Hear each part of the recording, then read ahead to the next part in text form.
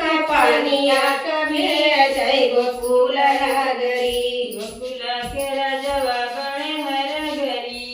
गोकुला के रजवा बड़े हर गरी गोकुला के राजवा बड़े हर घरी खींची मारे गुलालवा फूटे लग गरी खींची मारै गुलेलवा फुटे लग गरी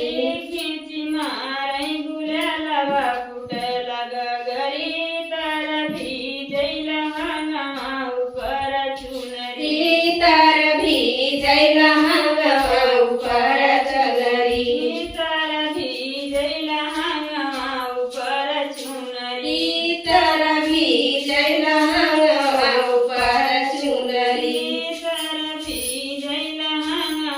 ऊपर चुनरी तर भी जैल हंगवा ऊपर चुनरी झाझर गेरुआ गंगा जल पानी झाझर गेरुआ गंगा जल पानी झाझर गेरुआ गंगा जल पानी झाझर गेरुआ गंगा जल पानी गेरुआ न घूटै करै हरा करी तर भी जैल हंगा